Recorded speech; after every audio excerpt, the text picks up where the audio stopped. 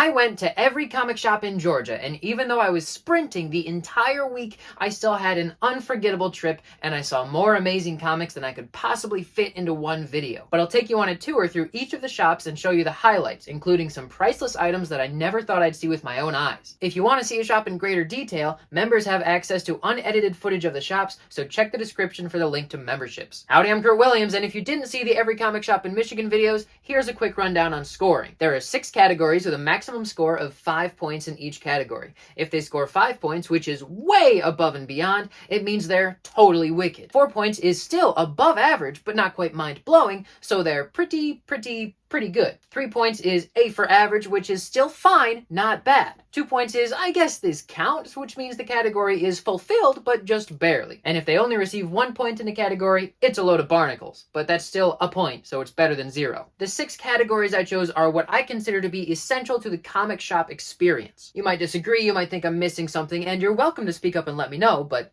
I probably won't care. I might though. There is a chance that I would care. A very, very small chance. You'll notice though that size of inventory is not really essential to a high score on this rubric. I want to support local shops and encourage customers to patronize them, so I want to make sure that the new, smaller shops have the same opportunity to receive a high score. And they do. Some of my favorite shops in this video are brand new. The first category is community involvement, which is very open-ended. This is not just how the shop is involved with the community, but how much the community can get involved with the shop. How easy it is for customers to hang out, meet other members of that community, and find that sense of belonging. Things like game nights, costume parties, streaming events, mini conventions, things like that. The next category is new issues. I do not visit shops that don't sell new issues. It's my one requirement. I can't go to every flea market and antique shop that happens to sell comics, so don't be leaving comments saying that I missed a shop if they don't sell new issues. Don't do it! For new issues, I'm looking at the range they stock, like indie publishers and titles specifically. The next category is back issues, which again is not just quantity but quality. Are they bagged and boarded? Are they reasonably priced? Are they sorted? Do they have enough of a series that I could fill some holes? I also hate it when back issue boxes are super tight and you gotta pull out a stack of 30 issues and they're sliding all over the place in their little bags, and then you gotta cram them back in there and squish some poor comic all the way at the bottom. That's the worst. I don't like it. The next category is oh wow factor, which is kind of like a catch-all category for the uniqueness of the shop. This could be something incredibly rare, or like a massive statue, or just sheer quantity of inventory. Basically, the more I say oh wow as I walk through the store, the higher the score is. The next category is bargain section, which is important to me because I'm broke. I barely buy anything for full price. I never really have, but even if I did have the money to buy things at full price, I know that I can just go to a convention or like a really good shop and find great deals. I know that not every shop is in the position to reduce their prices, so I'm kind of flexible on this one. The last category is organization, which is a general metric for cleanliness, lighting, labeling, layout, and accessibility. I love shops that are just mountains of junk that I can sift through, but the ideal comic shop is not a junkyard, it's a place of business. So you get more points for being orderly and clean. Also, real quick before we get into it, I wanted to say a huge thank you to everybody who supported this trip. I couldn't have done it without you, or I could have, but I would have been really, really broke and that would suck. Thanks so much. Okay, now that we have all that boring stuff out of the way, let's look at some comics. We'll start with ABX Comics, which stands for Augusta Book Exchange. This shop has been around for more than 40 years, but it's evolved over time so it doesn't feel cramped or dusty. The new issue section is very accessible with custom shelving that's at a bit of a tilt, which is just one of those things I love to see. One section in particular is new issues of the week, and the selection was relatively strong, with all the main books from the big 3 publishers, as well as some Dark Horse, IDW, etc. The back issues were a little disorganized, and most of them were priced at $5, which is more than I'm used to seeing a lot of these issues go for. I did learn that they were having a sale where every issue priced at $5 or less was actually $1, but I think that sale has ended by now. These back issue bins would make fantastic dollar bins, that's for sure. The rack of key issues, special back issues, and variants had some nice stuff for decent prices, and I like that they were displaying some books that were more expensive than a typical back issue, but not too expensive for an impulse buy. There was a section of trade paperbacks that seemed relatively updated, but not exactly sorted. They were all cover price as far as I could tell. I always love to see a local artist section, and they apparently had quite a few local artists contributing to the shop culture. Of course, there was a small kids section and some graded issues in the display case up front, a spinner rack of the unbelievably popular facsimile issues, and you can see the rows of pull lists for weekly customers. A good chunk of the space was devoted to gaming, and there were plenty of building materials to work with. Paul said they have local creator days, like the one they had on October 27th, game nights, open gaming, and they give free comic book day issues to the local libraries. The flavor on all the walls contributed to the friendly, fan-focused feeling of the shop. So I'll give ABX Comics 5 points for community involvement, 4 points for new issues, 3 points for back issues based on the usual pricing and the organization, 2 points for oh wow factor because nothing all that unique jumped out at me, 2 points for bargain section because the dollar bins were just temporary and I didn't see anything else on sale, and 3 points for organization. That leaves them with a total score of 18 out of 30 points. It's a solid store, but it could benefit from some TLC. The next shop was Top Dog Comics, also in Augusta. This place was huge, and the owner Chris told me that they're moving next summer into an even bigger location, which is 15,000 square feet. Their wall of new issues goes the whole length of the shop, and they have new issues and last week's issues labeled. Their selection was quite thorough, with even some indie titles I hadn't heard of. The back issue section was very impressive, with decent prices on well-sorted books. The prices I found on these X-Men comics in particular were great, and the run was very close to complete. I like the choices they made for back issues to display above the boxes, too. Under the back issues were rows of dollar bins, which weren't bagged and boarded, but they were relatively sorted, first by publisher and then by title. Well, most of them were sorted. There were also quite a few bins of unsorted dollar issues, but they were the kind of dollar bins that reward you for digging. Up front, they had a box of ratio variants, graded issues, and comic sets. They also had a rack behind the counter of keys, most of which graded. I couldn't tell you how much they cost, but they're the kind of thing that I always assume I can't afford anyway. Half of the shop was sports memorabilia, action figures, and tabletop gaming supplies. We strolled through the action figure section, which was huge, and I saw quite a few Star Wars action figures that were neat, especially this Droid Factory playset. Top Dog has been around for 8 years, and they have game days, trade nights, guest signings such as Tony Fleece, who was there right before Halloween, free giveaways from their partner vendors, and they partner with the local convention, Joe Fest. It seems like Top Dog is doing nothing but growing, and I'm not surprised. I'll give them 5 points for community involvement, 4 points for new issues, and the only reason I'm saying 4 instead of 5 points for back issues is because I couldn't find a single issue of Alpha Flight, 4 points for oh wow factor because of those sick toys and some of the prices, 4 points in bargain section, and 5 points in organization. That leaves Top Dog Comics with a total score of 26 out of 30 points. Great shop. I hope they continue to expand. The next shop was Bizarro Wuxtry in Athens, which is a shop that brings new meaning to the word eclectic. This place was jam-packed with all kinds of unique stuff. Right by the entrance was a wall of, I guess, assorted graphic literature, mostly stuff I've never heard of, like Mollusk Rampage and the N-Word of God. The walls were covered in art and action figures. They had a spinner rack of zines, which belonged to a level of comic culture eccentricity that I have yet to explore, and novelty items crammed into every crevice. Down the hall they have a section of trades and back issues labeled by creator, which is next level collecting. I was so overwhelmed with the sheer amount of stuff that I didn't know what to focus on. There was a small room full of back issues, mostly older indie stuff. These boxes were full of gems like Hoppy and Millie, Master Detective, Blondie, Flash Gordon, Mutt and Jeff,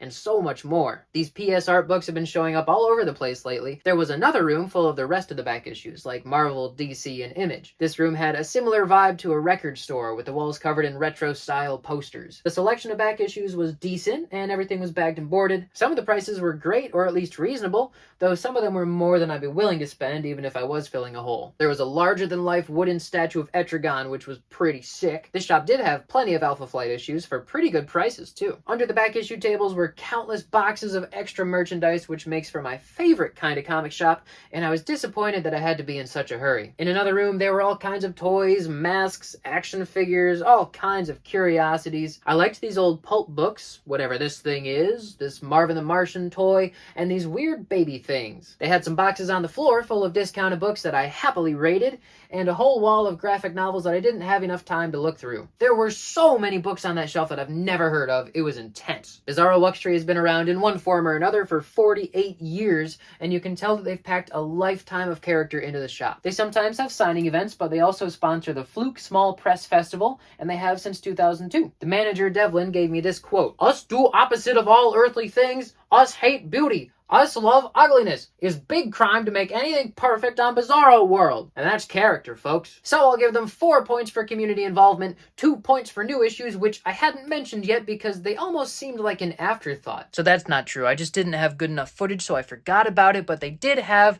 plenty of the DC and Marvel titles that were coming out that week, and they did have a few of the more noteworthy indie titles, like from Image and whatnot. So it wasn't mind-blowing, but it also wasn't nothing. It was like a solid 3 points, not 2 points. But I'll give them 5 points for back issues because they had truly astonishing selection, 5 points in oh wow factor because I literally wandered around the store holding my head, whispering oh wow to myself. 3 points in bargain section and only 3 points in organization, but I honestly don't think that matters too much. That leaves Bizarro Wuxtry with a total score of 22 out of 30 points. Even though it's not the highest score, I really liked this shop and I would love to spend a whole day just digging around in there. In between going to all these shops, I was delighted to finally see some good old countryside because I am definitely not a city boy and I very quickly got tired of my new home in Atlanta. These wide open spaces were so refreshing and I loved driving through all the one-road towns that have a real sense of timelessness. The next shop was Lake Hartwell Collectibles and Cards in Lake Hartwell. This shop is 3 years old and it seems like most of the focus is on card games. They have game nights every night of the week and they host regional tournaments. The new issue selection was somewhat limited,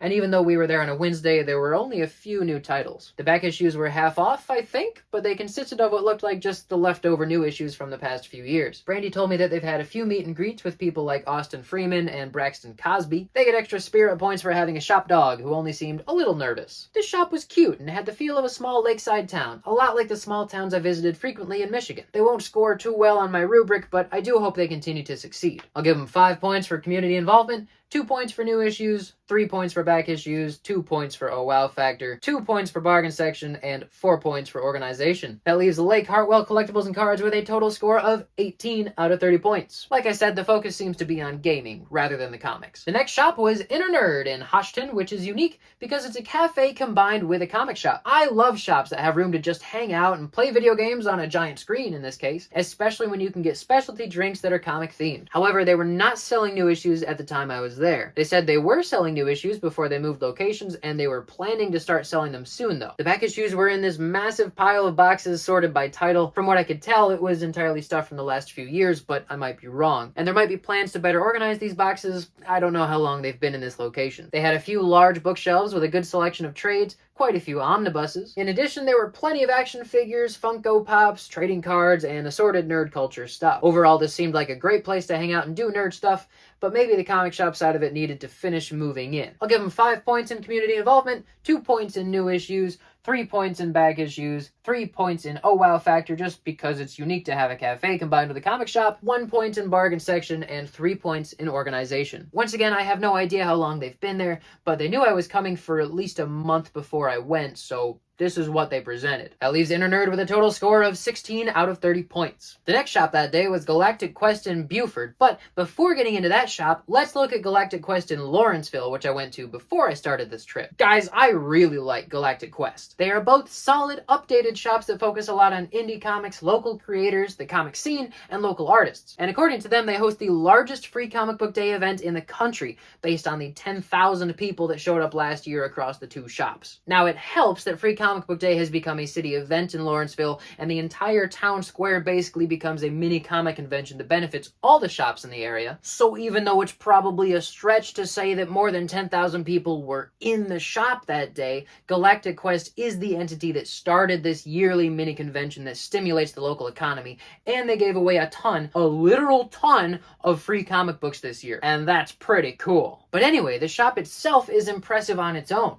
The selection of new issues is fantastic, with pretty much every new issue from Marvel and DC, and plenty of indie titles, both popular and more niche. It was a Galactic Quest manager who convinced me to read EC's new titles, and they've been amazing. Their wall of trade paperbacks is thorough, to say the least. They also have signs everywhere reminding you to just ask them for a special order if you want something they don't have. I love that they display these Silver and Bronze Age books on this rack, because even though a few of them can be pricier, around the $50 mark, there are plenty of eye-catching covers around $5. I probably bought a couple issues just because they looked so good on that shelf when I may have just browsed right past them if they were in a box. Case in point, I was so amused by this cover that I ended up buying the issue. Check out this cool 3D Mighty Mouse comic. Some of these X-Men comics were a little overpriced though. Quite a few of these I found in dollar bins before I gave them away earlier this year. Not only do they have a section dedicated to EC Comics, but they also have a bunch of artist books and the largest selection of these PS art books that I've seen at any shop. I love these things because they do a great job of preserving the original colors and have a textured grain to the paper, instead of the typical glossy stuff that new issues have. They also had quite a few 50-cent bins with relatively decent selection. It's not sorted, but I'd be very surprised if any shop sorted their 50-cent bins. Their manga section was crazy, probably one of the shop's strengths.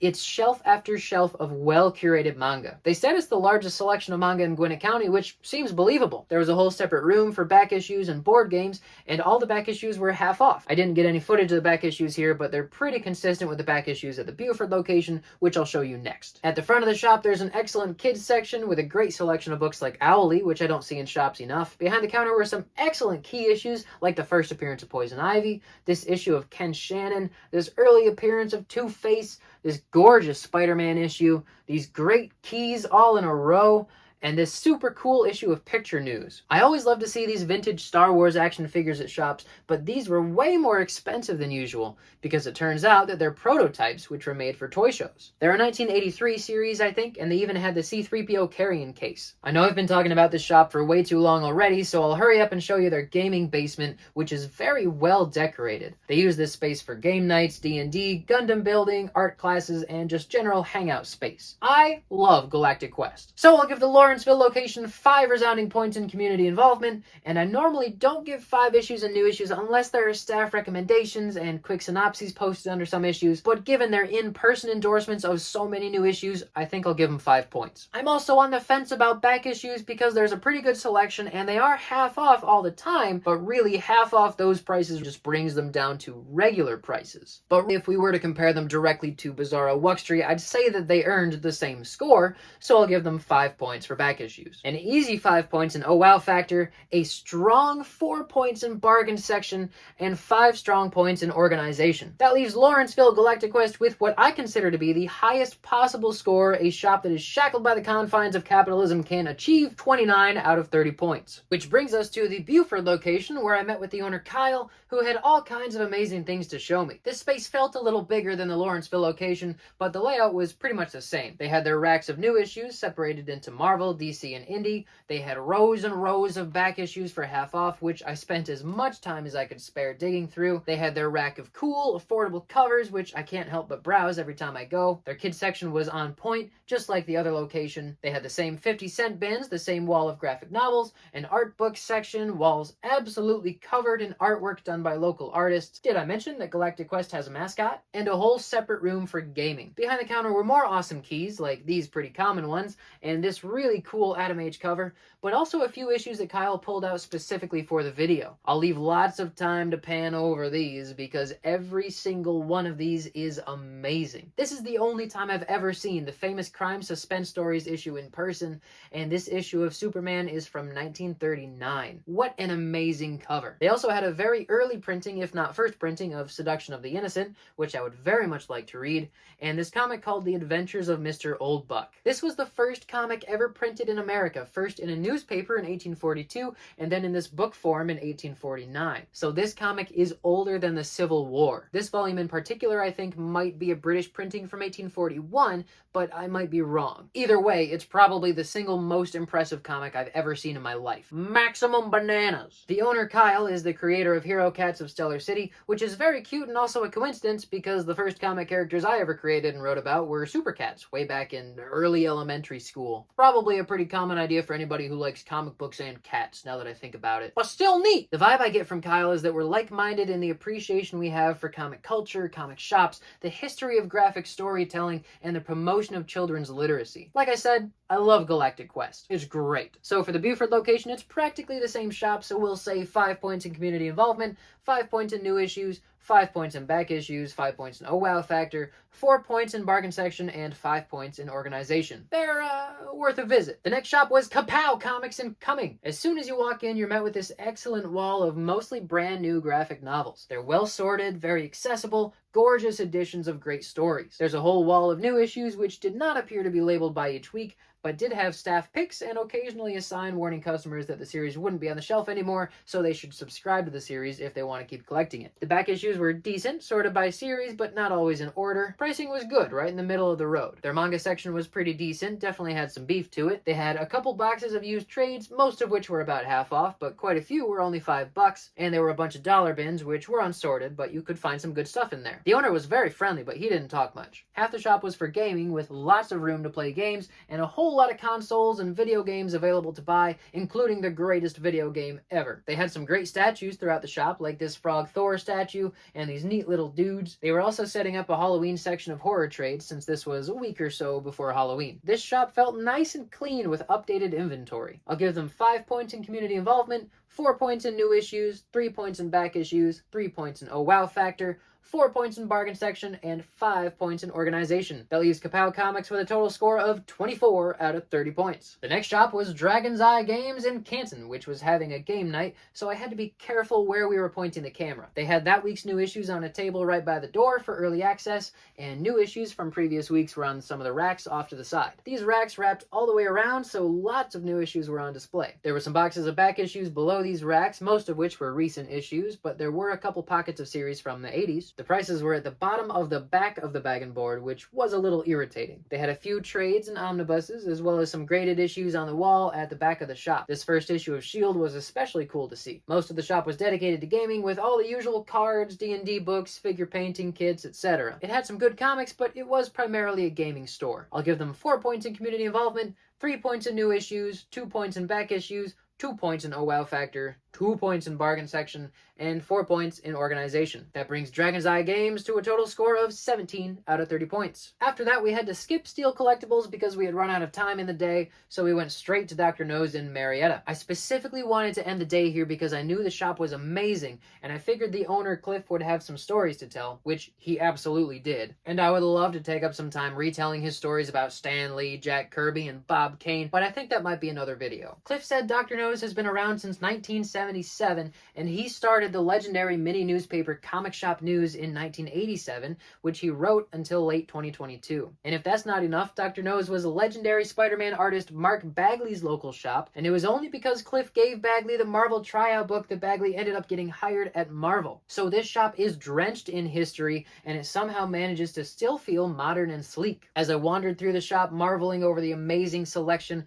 Cliff would say that he stocks what he thinks the ideal comic shop would stock, even if it means stocking some items that don't sell for a while. Really, it felt more like a library of comic history that you get to buy things from. The new issue section is clearly labeled and well organized, and the selection is fantastic. There's a whole wall of recent new issues, and they have signs letting you know that they can order whatever you're looking for. A huge chunk of the shop is double-sided shelves of graphic novels with just ridiculous selection. Every time I visit, I find something I've never heard of or something I would never expect to see in print. I mentioned offhand that they didn't have any Pearls Before Swine, a comic strip I was looking for on this trip, and Cliff knew the exact publishing schedule of volumes of that strip and how long it had been since he'd gotten it off the top of his head. Ridiculous. At the end of each shelf, there were graphic novel recommendations sorted by employee favorites, genres, creators, etc. Great for new fans of the hobby. The back issues were in boxes under these shelves, and the selection was pretty extensive. I dug through Simonson's run of Thor because I like to see how prices compare between shops, and these prices were a little higher than I'm used to. A few of these issues I bought for $1 myself, but I regularly see for about $4,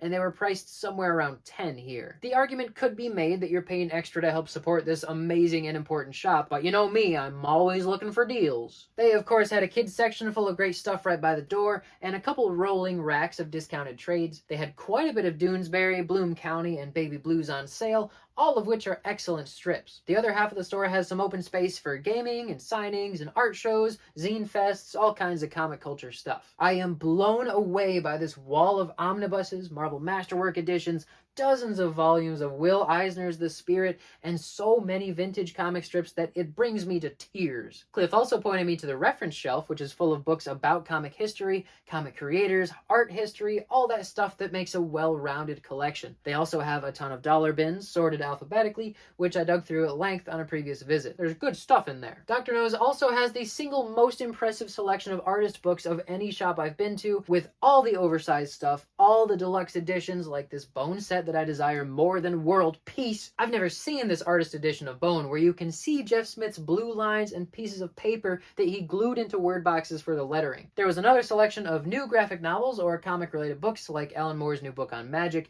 and of course there were some keys behind the counter like the first appearance of Moon Knight, first appearance of Harley Quinn, and a third printing of the first Teenage Mutant Ninja Turtles. There's so much more stuff here, but I need to move on with the video, so just trust me when I say that it's one of the greatest shops I have ever seen. I'll give them 5 points in community involvement, 5 points in new issues, 4 points in back issues because they're a little pricey, 5 points in oh wow factor. I'm conflicted about whether it's a 4 or a 5 in the bargain section, but I'll go with a 5, and 5 points in organization. That leaves Dr. Nose tied for first place at 29 points. I'll talk more about them later, don't worry. Being a couple of northern boys, I had only recently learned of the glory that is Buc-ee's, and I had to take Adri to his first one. Hooray!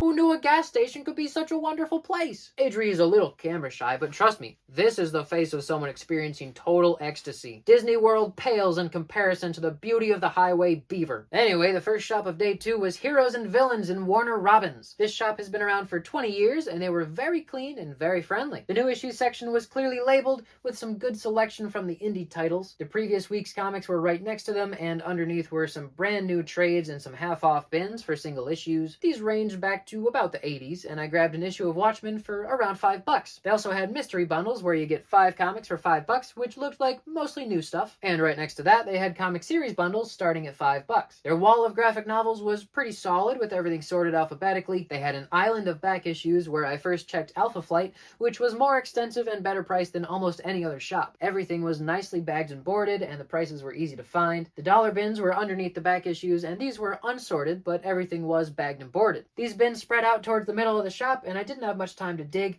but I'm sure you could find some good stuff in there. I was really tempted to get one of these mystery boxes which have 100 books inside, especially because they were doing a sale where they were only $50 instead of the usual $85, but that was unfortunately not in the budget. There was a section of Silver and Bronze Age books set aside with pretty good prices, and a few rows of well-labeled keys and graded issues up above. That's the first appearance of Monica Rambeau as Captain Marvel for $35, which isn't bad at all. The shop has lots of room for gaming, and one half of the shop is full of gaming accessories. The decorations around the shop were great, like this classic Nick Fury gun, and of course the life-size Silver Surfer. They have game nights most days, and they work with the Comics Appreciation Project to promote literacy in schools, which I always like to see. Mike even pulled out some of the really valuable stuff, like this first appearance of Poison Ivy that we got to flip through. I didn't get to spend much time here, but I like this shop a lot, and I'd be happy if it was my LCS. I'll give them 5 points in community involvement, 4 points for new issues, 5 points for their excellent back issue selection, 4 points for oh wow factor, 5 points for bargain section, and 5 points for organization. That brings Heroes and Villains to a total score of 28 out of 30 points. Everything this shop is doing, they're doing really well. The next shop was another excellent shop, Fanboy Collectibles in Macon. They had new issues wrapping all the way around the front of the shop to the side, with this week's new issues labeled. Selection was pretty good, with lots of indie books to choose from. I was just tickled to see this old Batmobile that I used to have when I was a kid. I think a bat boat detaches from it or something. They also had a great selection of these overpriced magazines and in pretty great condition. This whole island was dollar books, which may have been a little beat up and unsorted,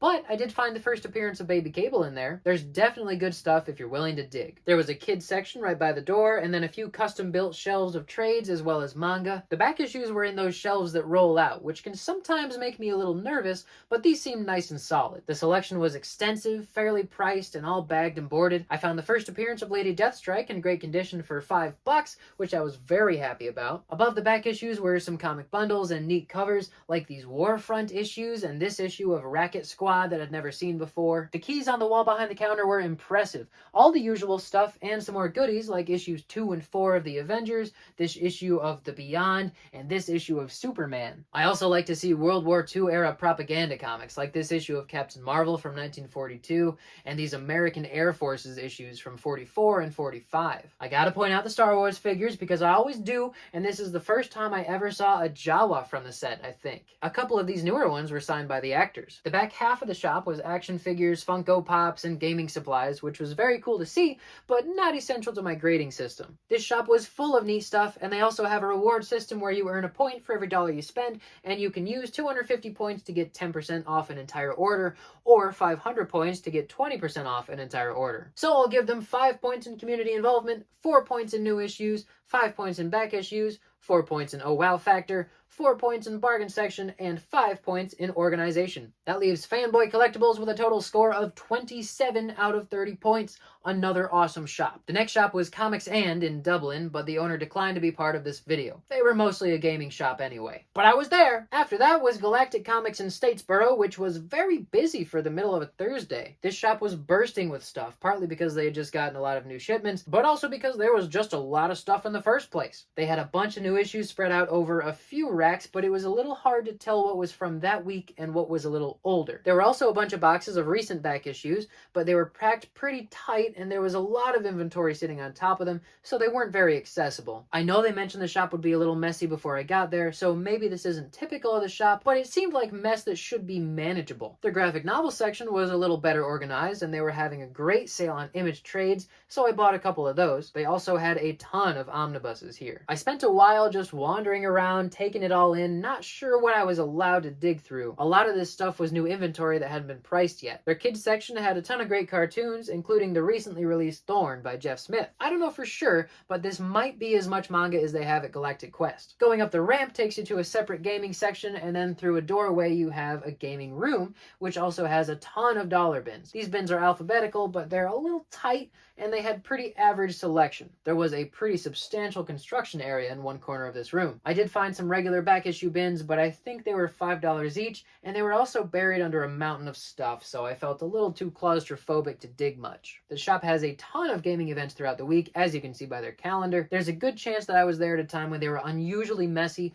but given the layers of stuff that resembled an archaeological dig site, I would guess that there is almost always some degree of mess here. And that's not a problem necessarily for me, but it does make it difficult to shop sometimes. So I'll give them 5 points in community involvement, 4 points in new issues, 3 points in back issues, 4 points in oh wow factor, 4 points in bargain section, and 2 points in organization. That leaves Galactic Comics with a total score of 22 out of 30 points. And some days they might earn more than that, who knows? The next shop was Neighborhood Comics in Savannah, and this one is a little tricky. Savannah is home to the Savannah College of Art and Design, a college that has a program for sequential art, so this city is full of comic enthusiasts. Neighborhood Comics not only has an excellent selection of comics, but also original art materials for making comics, and something very unique, artists in residence. They'll invite artists to hang out in the shop making their art, which I think is super cool and integral to my idea of the perfect comic shop. Their selection of new issues was excellent, labeled by each week as well as staff picks and short synopses. The back issues were in rollout cabinets and the prices were a little all over the place. Some of them were surprisingly expensive, some of them were surprisingly cheap. They have a sale every Tuesday where the back issues are half off, which is awesome. The back of the shop had all the original art as well as a few sections of graphic novels, which were all sorted nicely. They had a lot of store exclusive variants done by artists who were associated with the shop, which was really cool to see. This giant inflatable phony bone was sick. I never see those. The kids section was well stocked, and they had a Batman section for the spooky season. They had staff pick graphic novels, whatever these SpongeBob figurines are, and this action figure that I don't really understand, but it's pretty neat. In the glass display case were some crazy key issues, like the first appearance of Iron Man, the first appearance of Hulk, some excellent early issues of Fantastic Four, and this Swedish issue of Batman. And that issue of Foom is actually an appearance of the all-new X-Men that predates Giant Size #1, which I didn't even know existed. At the back of the shop, you can take photos with the real Deadpool, who could have been a real guy in a costume. I don't know, I didn't touch him. The wall of graphic literature and cartoon oddities was crazy, almost as broad of a selection as Bizarro Wuxtry. They also had a section of mini comics and zines, which was so neat, and I especially liked this Garfield Craven cover. This one was just full of house ads, which was really nostalgic to look through. Neighborhood Comics felt like a fully branded, in-depth comic experience.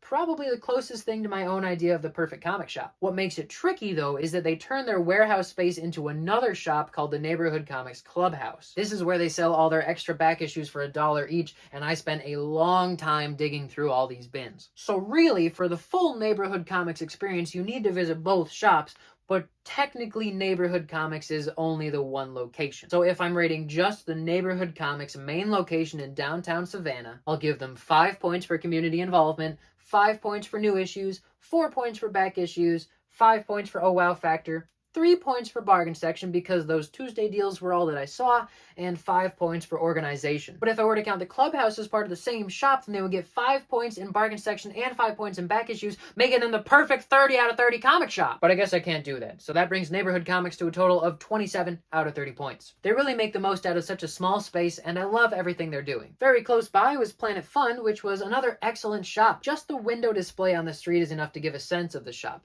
There's so much cool stuff shoved into one spot. All this retro nerdy junk that looks sick when you put it all together. You can really tell this is in the middle of an art college town. The inside of the shop is just as packed full of stuff, and I would have to make the video half an hour long to show it all to you, but if we take a look specifically at the comics, this is the new comics of the week section. It's pretty good selection, but I get the feeling that a lot of their customers are subscribers. The back issue section appeared a little messy, but it really wasn't that bad, and the prices were pretty reasonable. There were some Silver Age books that were pretty neat. There were quite a few graphic novels all over the place, including a few copies of The Death of Captain Marvel and this astonishing X-Men omnibus that I very nearly bought. One side of the store was gaming centered and had all kinds of consoles and video games, as well as arcade games that were free to play, like Duck Hunt, and all these arcade games in a reading nook. And while you play, you can be comforted by the fact that Fry Cook Yoda is watching your back. This whole shop was full of so much neat stuff, but it didn't feel claustrophobic, it just felt alive and colorful. They were playing something like polka music over the radio, so it gave a surreal, trippy circus vibe that made me feel like a kid again,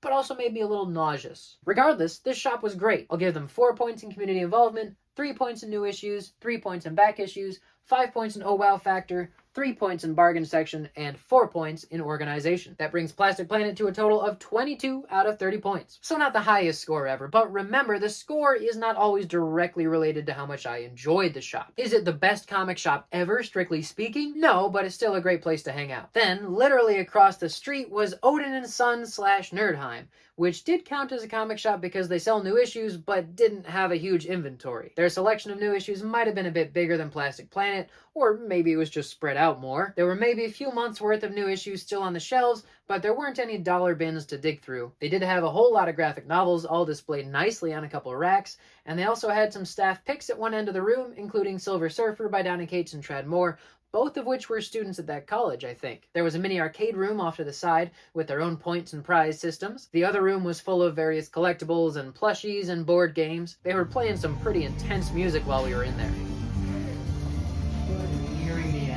I don't think I would call this a comic shop specifically, but it's definitely a collectibles shop, and comics are counted as collectibles, so I'll give them 3 points for community involvement, 3 points for new issues, 1 point for back issues, 4 points for oh wow factor because of the arcade, 1 point for bargain section, and 4 points for organization. That brings Odin & Son / Nerdheim to a total score of 16 out of 30 points. Again, a cool shop, but strictly speaking, not a great comic shop. The last shop we went to that day was Savannah Comics, where we were asked not to film. Chuck did have a lot of stories to tell, though, like the one about firing Donny Cates twice, so that was neat.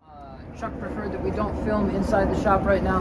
That's okay, there's a hurricane, they're getting ready for some stuff, so everything's all over the place. And they just had another video that was shot here that's like 30 minutes long. So if you go and watch that video, which I think I'm gonna link in the description, or it's right here, we'll see what I do later. If you go and watch that video, you'll see a ton of stuff in there. It's packed. They have a ton of new issues, they have a ton of back issues, they have a ton of dollar bins, trades, discounted trades, all kinds of action figures. They got dogs running around in there, licking things. It's great. It's a great shop. Lots of local art as well. There's a lot of local artists here in Savannah. I didn't expect it. Anyway, Savannah Comics and More, 1986. Great shop.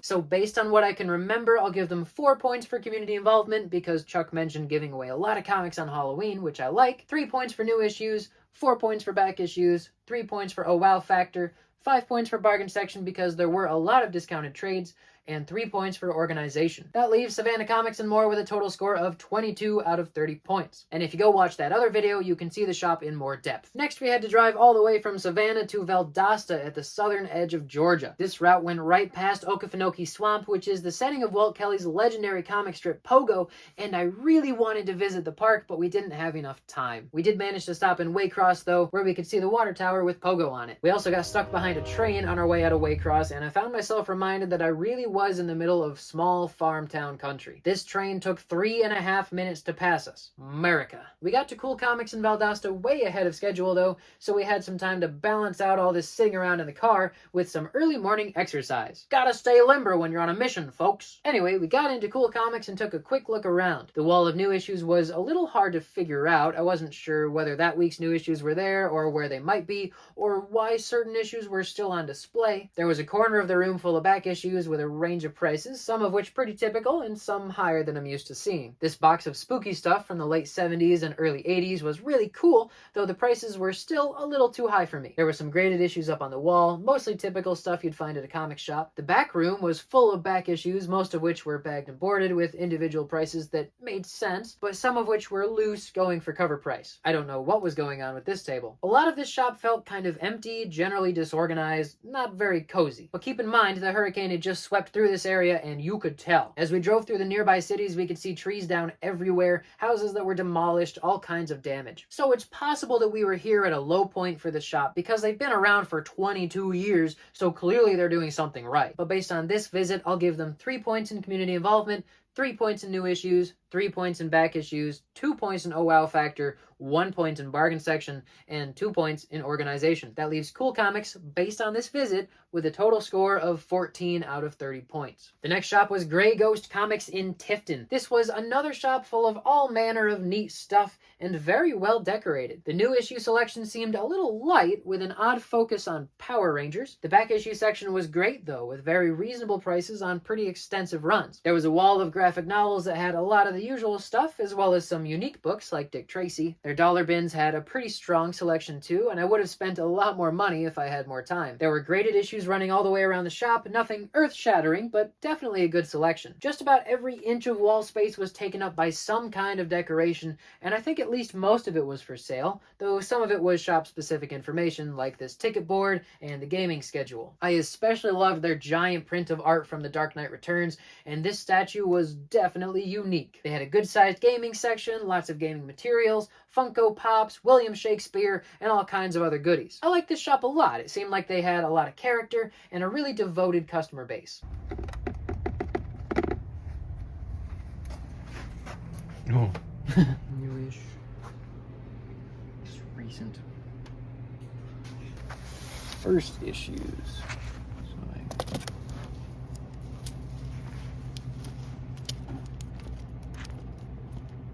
With Pikachu looking out at you. Cool. Creepy Joker boy.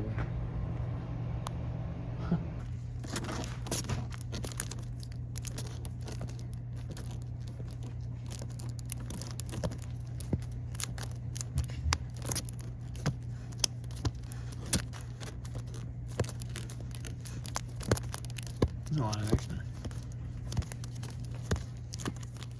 I'll give them 5 points in community involvement, 3 points in new issues, 4 points in back issues, 4 points in wow factor, 3 points in bargain section, and 5 points in organization, because it's impressive to have that much clutter and yet feel so clean. That leaves Grey Ghost Comics with a total of 24 out of 30 points. Great shop, you should go. Next we went back to Macon for primetime gaming, where they really specialize in gaming, but the comic selection is pretty good. The new issues were looking a little light, but Chloe told us that was because people had already bought a lot of that week's new issues, which was possible because it was Friday by this point. I was surprised that there weren't more new issues on display anywhere, but maybe they put a lot of work into keeping everything organized there. The back issues were in custom-built rollout cabinets, and this section seemed to be entirely dollar issues sorted alphabetically. Definitely some good stuff in there. A big chunk of the back issue section had pretty decent pricing, with some great issues of X-Men for fair price, and lots of older 70s Superman stuff like this cover I've never seen before. These back issues were still sorted by title, but could be a little out of order. Not a big deal though. The section of more recent back issues was pretty tight, so I didn't go through it much. Above the back issues were a whole lot of graded issues, mostly the typical stuff you see on the wall at a comic shop, like first appearance of Wolverine, Spider-Man 300, first appearance of Cable, etc. Pretty highly graded stuff though, especially this first appearance of Hobgoblin. There were more boxes of graded comics, so if that's what you're into, this is the shop for you. We had to say hello to Pecans and Delilah, of course, the shop mascots. The gaming area was really clean and professional, with custom-built tables, including this D&D table with an inlaid screen. They claim to be the biggest tournament shop in Middle Georgia, and I wouldn't be surprised if that's correct. They have events every day of the week, so so if you're nearby, follow them on Facebook for updates. So I'll give them 5 points in community involvement, 3 points in new issues, but if they really are just burning through new issues, I'm sure their customers will correct me. 4 points for back issues, 4 points for oh wow factor, mostly because of their gaming setup, 3 points for bargain section, and 5 points for organization. That leaves Primetime Gaming with a total score of 24 out of 30 points. Pretty good. After that, we went to Columbus Comics in Columbus, which has been around for 44 years. The shop is pretty small, but it packs a lot of stuff in there. The new issues of the week were clearly separated from the rest of the recent issues, and the selection seemed pretty solid. It was organized left to right, Marvel, Indie, DC, and it looked like most of the solicits were Indie. The rest of that wall was covered in recent issues going back a ways, so they were easy to find. They had a well-stocked kids section in the corner, which was next to a pretty decent graphic novel wall. It was pretty updated, with lots of Marvel Epic collections and these new, smaller copies of prominent graphic novels. The back issue island took up most of the shop, and it was labeled old stuff, which is a funny way of saying the good stuff. These back issues of Master of Kung Fu were in excellent shape and priced really well. I was very impressed. That pricing and condition was consistent with the rest of the issues we looked through. Next to the back issues were some dollar bins and some half-off boxes, including a bunch of half-off trades. There were also some new issues in the half-off bin, which I think is a great way to at least earn the money back on issues that didn't sell immediately. At the very front was a rack of minor keys, like the first appearance of Omega Red, which I happily got for a great deal. I love seeing history on the walls, like all these sketches and photos, especially this adorable Bernie Wrightson sketch. Pat was great. You could tell he loves what he does, and the shop isn't going anywhere. There wasn't a lot of community involvement outside of Free Comic Book Day, so I'll give them a 3 in that category. 3 points in new issues, 4 points in back issues, 3 points in oh wow factor. I'll say 4 points in bargain section because overall prices were pretty good, and 4 points in organization. That leaves Columbus Comics with a total score of 21 out of 30 points. This is what I have in mind for the average American comic shop. And there's nothing wrong with being average. I think it does the job of being a comic shop just fine, and I would love to hang out there and shop there. Look at that! Whoa! The next shop was Sentinel Comics, also in Columbus, and I'm thinking about giving them their own video because they had only been open for 6 weeks when I visited, and Hunter was so enthusiastic and helpful and really has a heart for making the best comic shop experience possible. It's located in an antique mall, which seems pretty common down here, but he's using every inch of his space as efficiently as he can. Check out these back issue bins, all clearly labeled by publisher, and then with the picture tabs and every issue neatly bagged and boarded so there's no trouble flipping through them. Ooh, that's satisfying. The prices were pretty good too. A lot of the issues were $3 and some of them were more, but they were still pretty solid prices. Even the bins of $2 mixed DC issues were in great condition considering they weren't bagged and boarded yet. I'm pretty sure Hunter had done his homework and watched all 3 parts of my Every Shop in Michigan videos, so he made sure to point out that everything in the shop is clearly labeled, which is something I've mentioned caring about, and he pointed out the shelves of $5 pre-owned trades, which are also buy 2 get 1 free. I grabbed a couple great books from there. I was distracted when he mentioned it, but that's a 20-year-old box of Hulk cereal on the shelf. He does have some newer trades as well as some brand new omnibuses. For new issues, I think he had just started receiving solicits a week or 2 before shooting, and he mentioned that the new issue section was going to expand soon. The selection was pretty good already, and after being on the rack for 6 months, those issues will be put into the back issue section and price reduced by 20%. There's a lot going on with new inventory, so I'll just let Hunter talk for me here. We do a lot online. So every single Monday, we have new back issues. We give people a chance for $2. After a week, it goes into the inventory. Oh, cool. Yeah. And we keep, every week you get new sets, you get new back issues, Marvel, DC, and Indie, and then it gets flushed in. So we have a nice way for people to get them before they get added. That's awesome. And of course, the shop mascot is pretty sick, and it was custom made for this shop, so it's the only one out there. I love all the decorations in there, like the Lego Daily Bugle and the blow-up Spider-Man on the wall, and these art prints by a local artist that partners with the shop. On the back wall, there were some keys and graded issues, each of which were very clearly priced, and priced reasonably at that. This 9.6 graded copy of the first appearance of Rogue was very impressive. I don't know what's up with these plates, but that Yoda plate was really speaking to Adri. And when Hunter pointed out the die-cast Marvel figures for only $2 each, I thought I might cry. I'm choosing not to get this one, just for you. Like I said, I might do a separate video on Sentinel Comics, so I'll just stop there and move on with the video. I'll give him 5 points for community involvement because he puts on events like Cosplay Day, Superhero Day, and mini conventions, and he also does work-based learning programs with high school students. I have to be fair and say that right now, as the shop was when I saw it, New Issues is only earning 3 points. I do expect that section to grow though, and who knows, maybe I'll set up a check-in request program where a shop can get their score boosted after it's been a certain amount of time. Back Issues gets 5 points, Oh Wow Factor gets 5 points, Bargain Section gets 4 points, but I expect it to grow with time, and Organization gets 5 points. That leaves Sentinel Comics with a total score of 27 out of 30 points. So even shops that are very new and very small can get these high scores. It doesn't have to be dependent on a giant footprint and decades of experience. After that, we had another beautiful drive through the southern tip of Appalachia, which led us to Buddy's Comics and Games in LaGrange, a shop mostly dedicated to gaming that's only been around a few years. They were having a game day while we were there, so I didn't get any wide shots, but the majority of that space is taken up by gaming tables. The New Issues took up most of this wall here, and even though they weren't labeled by week, there was a section of Buddy's picks. They were all bagged and boarded, which is great, though it is a pet peeve of mine when they aren't taped. I think it just makes the whole section look messy. That's just a taste thing though. Next to the New Issues was a shelf of graphic novels, including some great newer editions. There were a couple shelves of back issues, which were a little tricky to get to, and they were relatively unsorted. Maybe there was a sense of alphabet, but it was hard to tell. There were also some dollar bins, which honestly didn't look all that different from the regular back issues. That probably just means the dollar bins were pretty good. There were more labeled boxes of issues, but they were behind things and under things, and I didn't feel inclined to dig around in what I suspected to be more of the stuff from the back issue bins. Pretty much everything behind the counter was game-based, but they did have this neat plaque. I think it's safe to say that this is a gaming store first, and they happen to also sell comics. I'll give them 5 points in community involvement because it seemed pretty hoppin', 3 points in New Issues, 2 points in back issues, 2 points in Oh Wow Factor, 2 points in Bargain Section, and 2 points in Organization. That leaves Buddy's Comics and Games with a total score of 16 out of 30 points. The next shop was very new and very unique. It's Cuts and Comics in Newnan, which is a comic shop combined with a barber shop. This shop has only been open since January of this year, but they're very focused on providing a sense of community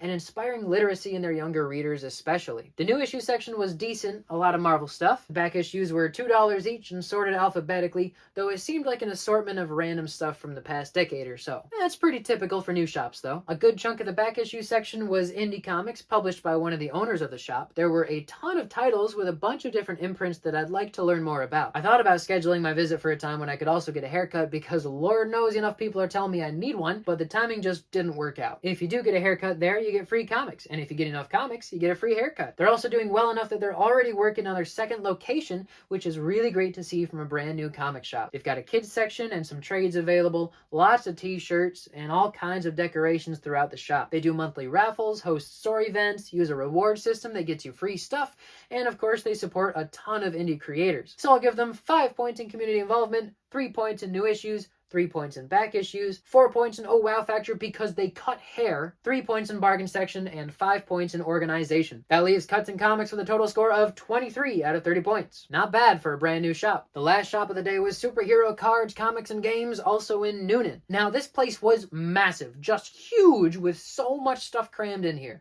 I planned it as last in the day, partly because they were open latest, but also because I figured I'd want to spend some extra time here. I never got a great shot of it, but New Issues start by the door and span most of this wall. And even though they aren't labeled by week specifically, the selection is pretty extensive. There's a good chance they have whatever series you're looking for. The back issue section was also massive with a sticker price system, and though these prices seemed pretty reasonable, the boxes were a little tight and I was a little overwhelmed by the options to do much digging. I would love to spend a whole day going through these boxes though. There were some boxes of higher priced back issues, and these were the ones that I was really interested in. Additionally, there were a bunch of bins of $5 comics, which had a decent assortment. The dollar bin island was also pretty impressive, and you could get a whole long box for $200, which is around 300 comics. The selection was fine, another area that I'd like to spend more time digging through. Keeping with the theme of ridiculous proportions, the graphic novel wall was breathtaking. Mind-blowing, you could say. They had so much stuff, I don't even know how to show it all to you. Above the New Issues were were hundreds of cool covers that I barely ever see, if I've seen them at all. I know that I'm still young, so maybe it's not a surprise that there's still so many comics I haven't encountered yet,